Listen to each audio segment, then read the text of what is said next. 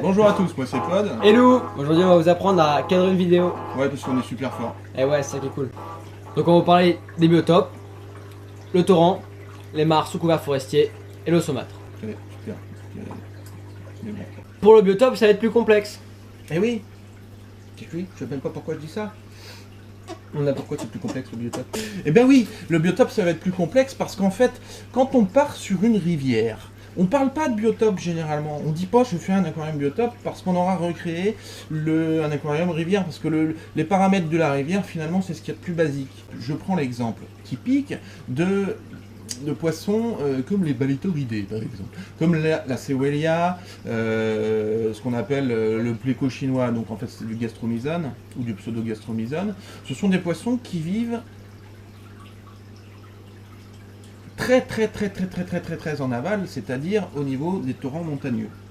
Donc là, on a vraiment des paramètres qui sont super pointus.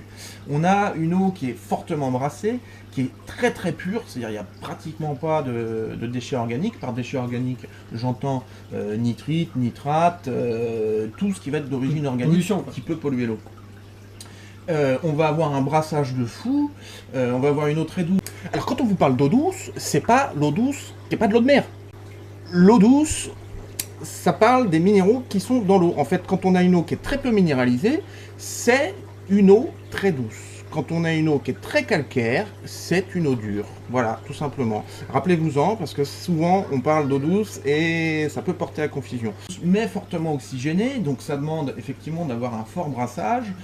Et si on l'a pas, on va être obligé d'avoir une température la plus basse possible pour compenser, parce que tout est lié en fait.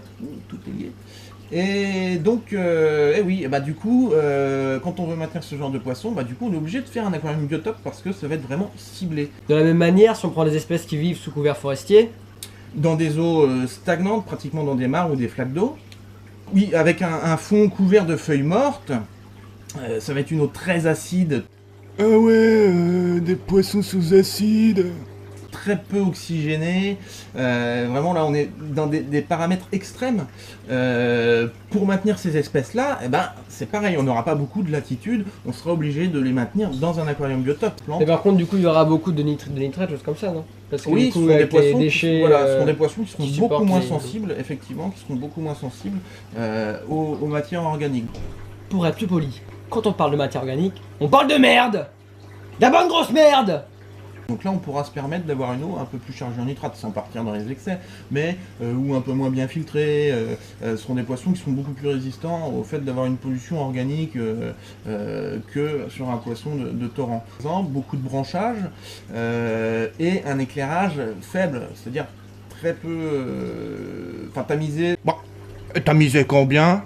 Soit tamisé par une plante, soit très faible à la base, ce qui n'était pas le cas pour les poissons de torrent. Les poissons de torrent, ils s'en foutent d'avoir un éclairage violent, au contraire, ils sont presque contents d'avoir un éclairage violent, ça les dérange pas, ça les stresse pas. Mais un poisson qui vient d'un biotope sous couvert forestier, eh bien lui, direct, le fait d'avoir un éclairage bien puissant, comme souvent c'est balancé parce qu'on veut avoir un aquarium planté, eh bien eux, ça va les stresser direct, et puis boum, ils partent en point blanc. Contre les points blancs! Bien que molle! En conneries et bingo. L'autre maladie, On a ou perdu. non, je- Voilà. ouais, ça- Le deuxième biotope qu'on a décrit, donc c'était après le torrent de montagne, le petit ruisseau sous couvert forestier ou la petite flaque. Et donc après, par exemple, si on va descendre un peu plus bas, on va prendre les biotopes qui vont être présents en fin de cours d'eau, en toute fin. Donc là, une eau qui va être beaucoup plus chargée en sels minéraux. Donc plus dur, plus proche de celle qu'on trouve chez nous en eau de conduite, mais c'est pas partout le cas. Hein, mais souvent on a quand même une eau en France assez dure Assez en calcaire. termes de calcaire. Et donc là du coup on aura voire des espèces saumâtres.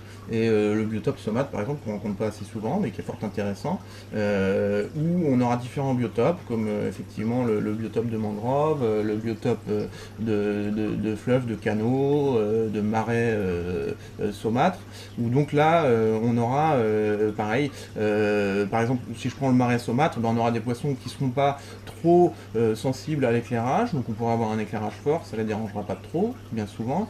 Il faut veiller à avoir une eau qui soit suffisamment salée, mais c'est des poissons qui sont très résistants à la plupart des pollutions organiques des mauvaises filtrations, eux ils supporteront bien ça, par exemple. Voilà. D'accord. Par contre, si c'est pas marais saumâtre, si on est sur un biotope type mangrove, là on aura des poissons qui seront beaucoup plus sensibles au fait que l'eau soit pas brassée. Parce que la mangrove, même si ça paraît pas brassée, bah si, elle est quand même brassée quand la mer monte, etc. Avec la marée. Et donc on a une eau qui reste relativement oxygénée, même si elle est chargée en matière organique. Donc voilà, tout ça c'est à bien... Il faut bien cibler d'où provient votre poisson, telle espèce, et pour bien comprendre ses besoins en fait. À partir du moment où on s'intéresse au biotope d'origine, on comprend tout de suite, ça découle, quels sont les besoins du poisson pour sa maintenance en aquarium. Quand on s'intéresse au biotope d'origine, on peut deviner la maintenance du poisson d'aquarium selon ses besoins et ses apports. Voilà, on peut deviner ses besoins, même j'irai jusque-là. On peut même deviner. Ses besoins. Sans connaître le poisson spécifiquement, Même- juste en connaissant le biotope d'où il est issu. Même si son comportement en aquarium ne sera pas le même que dans la nature. Ou en boîte de nuit. En boîte de Il y nuit. a un comportement très différent en boîte de nuit. Il danse comme ça et tout. Généralement, on se prend pour un ton. C'est pas pour un temps. Mais cependant, Il existe d'autres types d'aquarium, l'aquascaping, le hollandais, le monospécifique et beaucoup d'autres.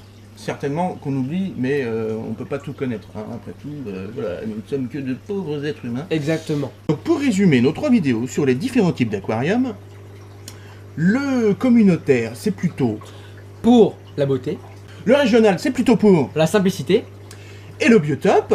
pour le comportement des poissons. C'est donc fini pour aujourd'hui. Salut!